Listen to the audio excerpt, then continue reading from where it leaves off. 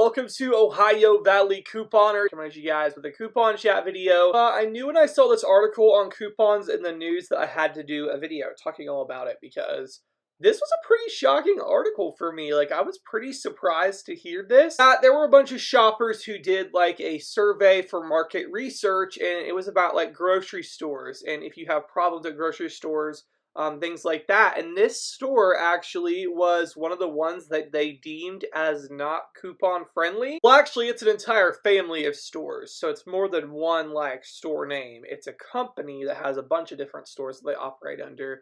This is pretty shocking to me, actually, because this is one of the stores that I cover here on my channel pretty frequently.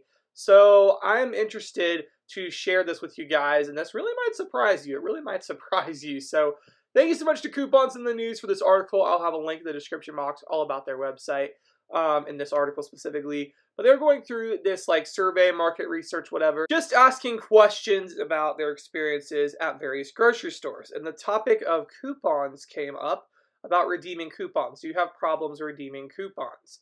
So this is actually very interesting. It says a handful of stores are rated worse in this regard than most others. 6 of the more than 40 grocery chains included in the survey had greater than average problems with coupons as cited by shoppers. All of them owned by either Kroger or Albertsons. So for the Albertsons company specifically, 3 of their stores are listed. Jewel Osco, Safeway, and Albertsons itself were found farther above average with difficulty redeeming coupons. But then Kroger is on here as well. So Kroger-owned Food for Less had more than twice as many problems redeeming coupons mentions as the average store. And then even worse is Fred Meyer with more than 3 times the average difficulty using coupons than the average store. And it was like listed as the most problematic and least coupon-friendly place to shop. So Kroger, literally, the Kroger-owned stores here are in the most difficult to redeem coupons like tier of retail, according to this survey, which is pretty wild. So I don't know much about Albertsons, but I do know a lot about Kroger, and I can give you my kind of take on this, on why they may have gotten this rating, but also kind of some rebuttals, because it's a little confusing to me in some areas why they would get this rating. So I'm going to give you guys my take on this, my opinions. This is all my opinions. You may have different opinions, or this might not be the exact reasons that these people answered this on the survey, but this is my take on the matter. So first up is self-checkouts. A lot of people use self-checkouts at Kroger, or really any store that has self-checkouts, but it is not always the easiest to use coupons at self-checkout at Kroger. A lot of times you'll literally scan the first coupon, and it'll bring up a message saying like you've exceeded the amount of coupons over such and such dollar amount when it's literally your first coupon. So it's a pain. Like, you have a scanner and coupons, but then they bring up error messages. So that could be one reason. I would honestly say that's not very coupon friendly when your coupons don't work at self-checkout. Like 8 out of the 10 times you try to use them. So yeah, that is definitely a reason I feel like they may be saying these stores are not very user-friendly. Another very big one here that I think is probably the worst thing about Kroger and couponing is the weekly digital deals and stacking a manufacturer coupon. This has been a hot issue for years, and that is about stacking a store coupon with a manufacturer coupon. And a lot of times there is confusion because people think that the weekly digital coupons are manufacturer coupons, but they actually are Kroger store coupons. They show up as SC, which means store coupon. And so we can stack a manufacturer coupon with that. And I got this confirmed with corporate. I've gone to them several times, actually, just to confirm all this stuff. And this is the last time I went to them. I asked for clarification, and they said, yes, you can use 1 store coupon and 1 manufacturer coupon per item. So we get this, like, okay, this is okay to do, but then you go in the store, and one cashier understands this, and the other one thinks you're trying to stack 2 manufacturer coupons.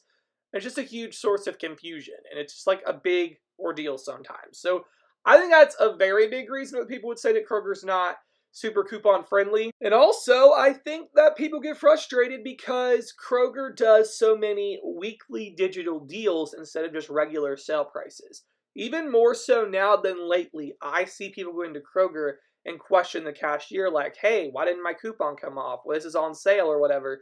And they have to tell them, oh, it's because it's a digital coupon deal. You had to click the digital coupon. And so that's frustrating to a lot of people, especially those who aren't, tech savvy or have access to the Kroger app or website or whatever. That's kind of frustrating to them. Now, a lot of times at my store, I do see they have like a barcode they'll scan and it takes off the discounts. I mean, they make it right, but it is an extra hassle and not all stores may do that. But yeah, that probably is very frustrating to people that some of the deals are digital only. And if they don't have access to digital or understand how to do digital, then, you know, it's kind of a hassle. So I could see that as being a reason they would vote that it's not the most coupon friendly. So yeah, those are the main things that come to the top of my head about Kroger and not being coupon friendly. I honestly think most of it is the digital deals, because a lot of people don't realize they're digital, and then if they're not paying attention, they will not realize that their coupon didn't work. Or their sale price or whatever, because you had to have the digital coupon. So I think that is something that does confuse a lot of people, and maybe a reason they say that the Kroger stores are not the most coupon friendly. But I'm actually going to give you a thing about Kroger that I think makes them stand out from other retailers. In fact, I would go out here to say that I think that Kroger is more coupon friendly than Walmart and Target, and maybe Walmart and Target weren't included in this survey, I don't know, but I think they're more coupon friendly than Walmart and Target, because if you guys didn't know, Walmart and Target now are in this program. It's like called the master file or something, and that's basically where stores have this like file. It's somehow stored internally in their registers and computers and stuff, that only certain coupons like this, the coupons, in order for it to work, it has to be inputted into their system somehow as a legitimate coupon. And if it's not added in, like an extra security measure to add it in and make sure it's not a fake coupon, it will not work. That sounds good, but honestly, it's not, because it has messed the registers up. That's so many totally valid coupons, even peelies in the store. Like, let's say there's a coupon for $2 off a cat litter. It's a peely coupon. You peel it off and you use it at the register when you pay. If it doesn't scan because it's not in their master file, you're out of luck. They won't do anything about it, which is insane, because it literally was found in the store on the product. But if it's not in their master file, they won't take it in most instances. Kroger does not do that.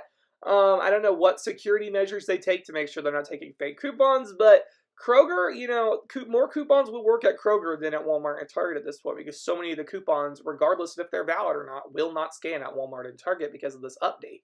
But with Kroger, they don't have that, and so more coupons, like if I use paper coupons, I tend to do it at Kroger because I shouldn't have to worry about it not working.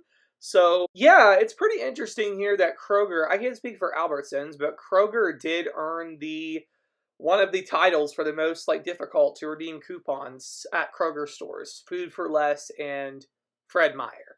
So yeah, this is pretty wild, pretty wild. So anyways, guys, let me know down below, do you guys think that Kroger is one of the most difficult stores to redeem coupons at? Do you have a store that you think is the most difficult to redeem coupons at? I would love to hear it down below.